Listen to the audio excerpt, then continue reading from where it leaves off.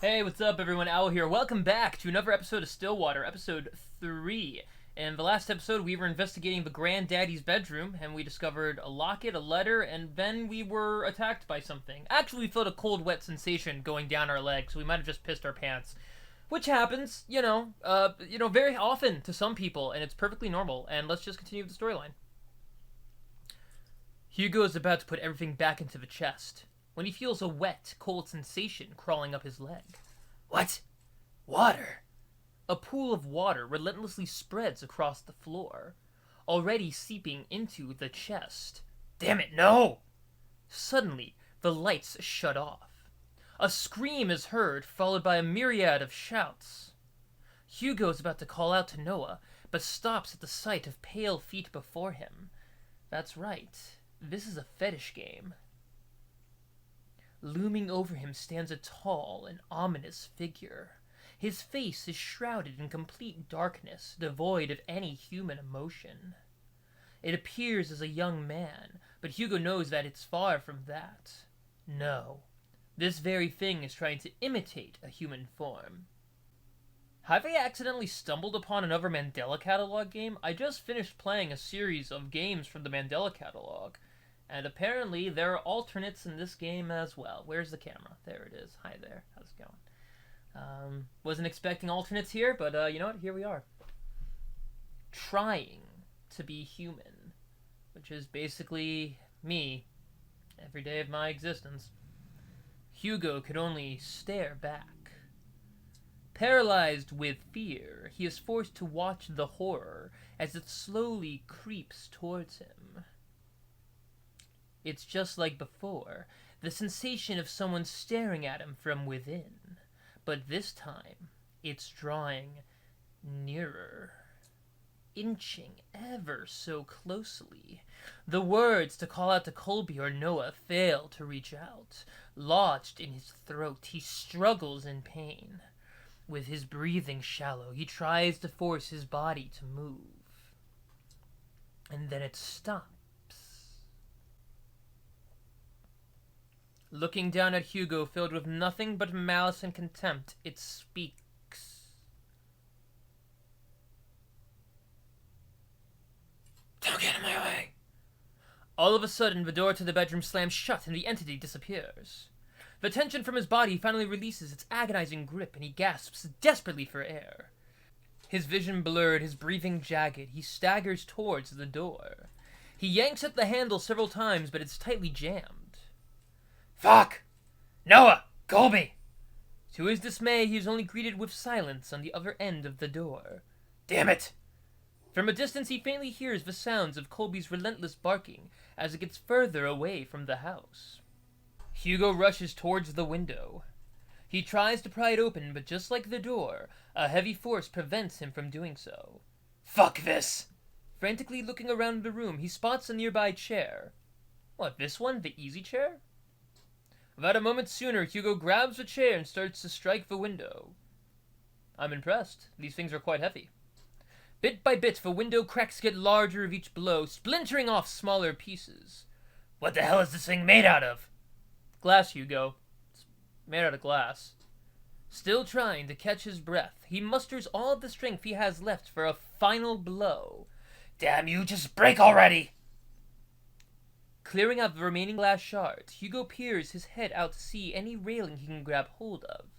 However, he discovers instead that the wall adjacent is covered in ivy. Despite how heavy the rain has drastically become, he reaches out for it, grabbing a handful of the vines. Carefully, he climbs out the window, gripping tightly, and making sure he doesn't lose his footing. Yet to his luck, the patch of vines he clutches starts to tear away from the wall. Out of desperation, he struggles to find his grip on another, but fails when his hand slips out of reach. Shit! Oof. Ooh. Clamoring wildly as he loses grip on the ivy, he crash lands down onto a thicket of bushes. What are these? Why do these look like people? Like hunched over? Should we be concerned? Air forced out of him, he heaves uncontrollably, trying to even out his breathing. But even that is laborious. An immense pain spreads across not only his back, but his entire body. I mean, to be fair, he did just fall out of a 2-story window. Even if the ground is softened by the rain, it's not exactly a pleasant sensation. God, I'm getting too old for this. Although his body screams out in pain, he forces himself up. Where would he fall from? Does it show? There was no railing. It's probably this window. I mean, it's not animated to be broken, but we can assume it was that window. There's still time. I can do this. I have to do this. With staggering feet and haggard breathing, he makes his way to the place where it all started. To the lake where this tragedy starts and ends. Mortimer Estate, 12:01 a.m. Finally entering through the park, Hugo calls out to Colby and Noah. Colby! Noah! Where are you? He hears faintly the sounds of barking and echoes of people yelling in the distance. He rushes towards the echoes, guiding him through the downpour. With his heart racing and blood rushing to his head, he finds his way to the lake.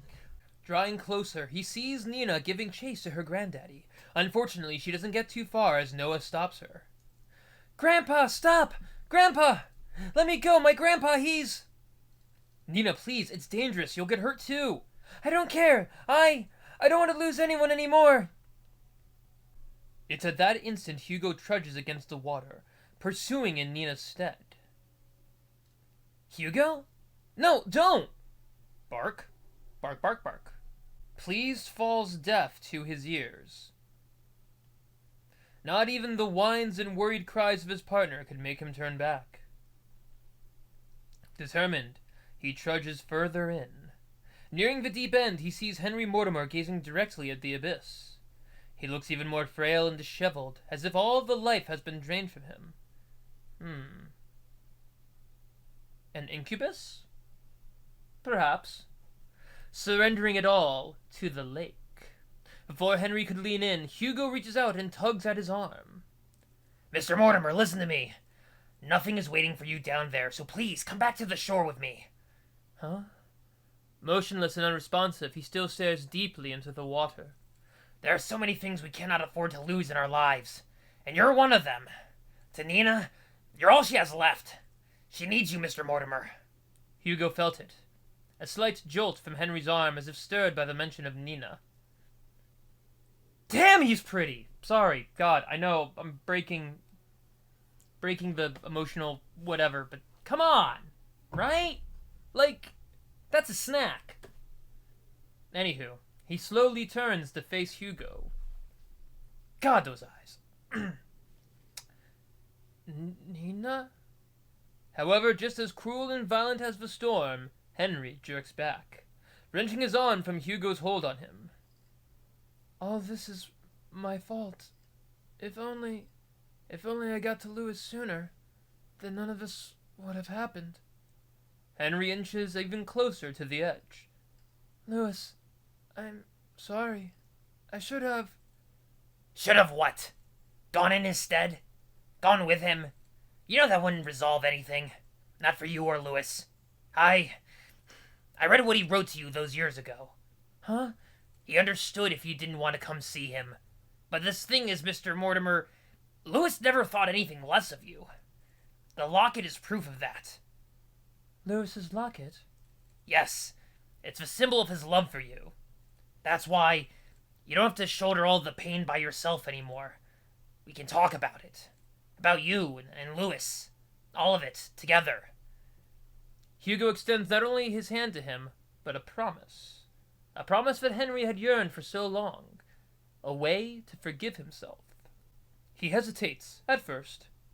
What fool believes in a deserved forgiveness? Such a thing doesn't exist. And yet, despite everything, Hugo still reaches out to him. To a stranger. Maybe he can be forgiven.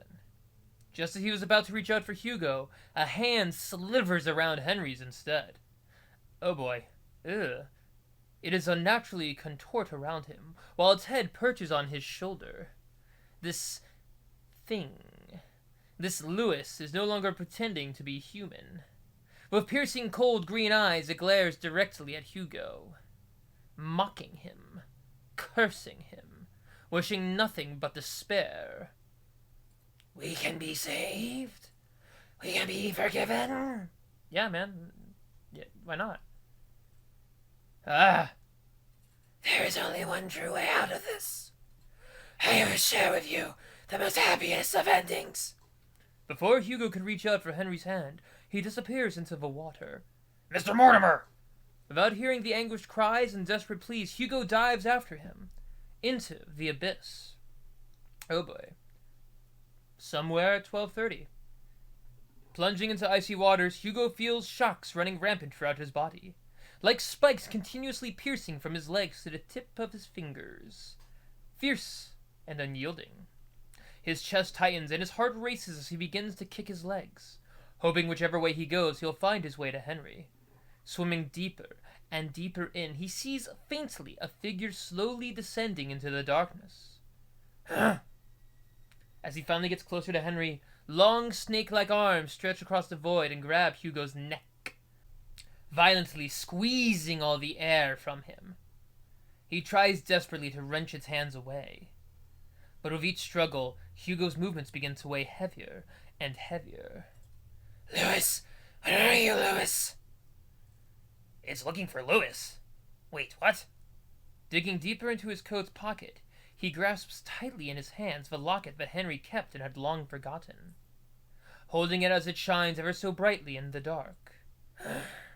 Ah, there you are. It releases its grip on Hugo and instead reaches out for the locket. Taking this as a chance, he drops the chain and kicks with all his might to grab Henry's arm. With his heart burning and his face screaming, he swims desperately to the surface. Almost there. I just have to... As the lights from the surface begin to blur, Hugo makes one last attempt to reach for it. With his limbs worn out and his energy spent, this is all he can do. Before he loses consciousness, he notices a figure swimming towards them, getting closer and closer. And then everything fades to black. Mystery Place. Drifting along with what feels like an endless sea, Hugo courses through wave after wave, not knowing where he's going, or caring for that matter. All he knows is that he's very, very tired. How long has it been since he had a good night's rest? It's been too long. Maybe I should take that rest now. I'd like that so much. I agree. You deserve it. But not here. Huh? I'm sorry for startling you. I just wanted to see you before I go. Lewis? You've done so much for me and Henry. Thank you. No worries. From a far-off distance, a voice cries out to him, beckoning for him to come back. Well, I guess this is it. Take care, Hugo. Yeah, you too, bro.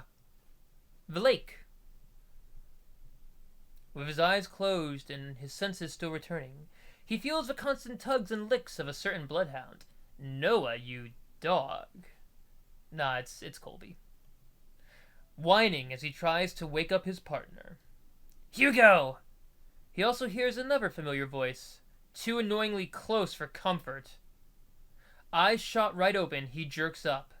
Confused, Hugo looks around before he coughs up the remaining water in his lungs. Are you alright? Noah starts to pat his back while Colby continues to whine over Hugo. What happened? Where's Mr. Mortimer? He's safe. So is Nina. They're both okay. The police and the ambulance should be arriving soon. Thank goodness. Is there more you have to say to me? Instead of thank goodness? I swear, you don't listen to a damn word I say. I'm sorry, Noah? Exhausted, he lets out a sigh. He then continues to pat Hugo's back aggressively when someone approaches them. Detective Laurent? Oh, Nina. There's someone I want you to meet. Behind her stands an elderly man. Oh, no, Daddy no more. Frail in stature, he timidly looks to the side pensively as he ponders to himself. Although his youth has long faded, his eyes are what catches Hugo's attention. They are no longer a piercing and vicious green. Only eyes. Just like Nina's. Hello, Mr. Mortimer. Detective. I Never got the chance to say goodbye to him. I always thought about it every day. What if Lewis lived on in this world? What if he stayed a little longer with me? It's because of that constant mindset I dragged everyone down. Oh. And I kept hurting not only me, but Nina especially. I was the only one who kept hurting her. The one to blame for all of this. But you, someone that I've never met, still went out of your way to save me. Not knowing my burdens or my faults. Thank you. You know, to be fair, I was being paid. Your granddaughter hired me, so, like, it wasn't exactly altruistic, but it's cool, bro. Hugo reaches out to Henry and smiles brightly at him. It's my pleasure, sir. But before he lets go, Henry tugs at Hugo's hands one last time. I hope that someday you too will overcome it. What? Oh. Yeah. The next day, 8 a.m. Hey, we're back at the office. Well, good morning, Hugo. You're bright and early. Yeah. Morning. With much fervor and haste, Hugo resumes writing on his notepad. Although by closer inspection, he looks like he's going to combust any minute. Are you writing up the report? Without looking up, Hugo responds back. Yeah, for the most part. You still need to write yours, too.